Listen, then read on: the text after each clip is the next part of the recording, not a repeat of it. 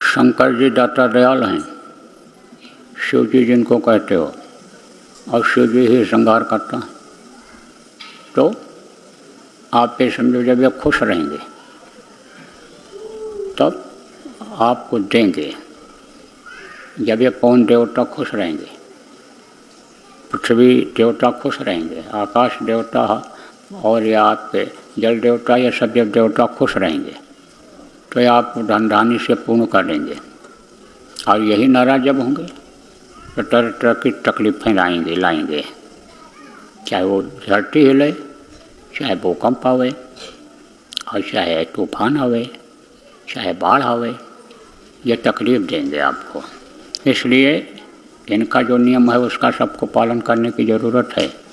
और शिव जी को जब श्रृंगार करना होगा तो जैसे अलार्म बजता है ऐसे वो डमरू बजाएंगे, और डमरू सबको सुनाई पड़ेगा।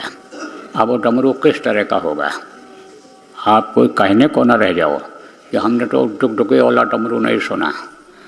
डमरू इसी तरह से बजेगा कि तेज आवाज़ें होंगी और चिंगारियाँ निकलेंगी, और जहाँ वो चिंगारी गिरेगी वहीं चाहे गांव हो और चाहे आदमी हो, चाहे जानवर हो, चाहे धरती हो, चाहे खेत खलिहान हो, वो नष्ट हुआ दिखाई पड़ेगा आपको।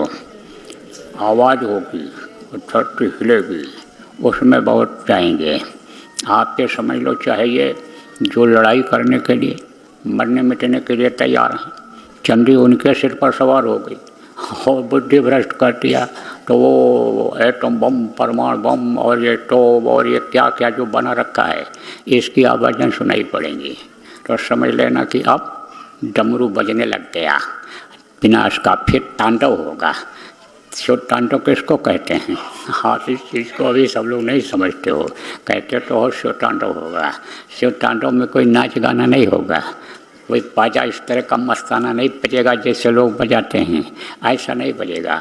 शिव तांडव जब होगा तब गुहार मचेगी, जिसको अल्लाह तौबा कहते हैं, जिसको बप्पा दादा भैया जब मुसीबत आती है लोग चिल्लाते हैं, उस तरह का शिव तांडव होगा। इसलिए हमेशा होशियार रहने की ज़रूरत है। चाहे आप सत्संगी हो, चाहे आप सत्संगियों के रिश्तेदार हों, और चाहे आपके पड़ोसी हों, प्रेमियों इस बात को बताओ कि जो देवताओं का नियम है, वेद में जो धर्म लिखा हुआ है कि धर्म यह है, इस धर्म का सब लोग पालन करो। और उस धर्म की वृक्ष के नीचे, उस धर्म रूपी वृक्ष के नीचे सब लोग खड़े हो जाओ, उस छाया में हो जाओ, नहीं तो तपन महसूस होगी। इस बात को भी आप सब लोग प्रचार प्रसार करके लोगों को बताते रहो।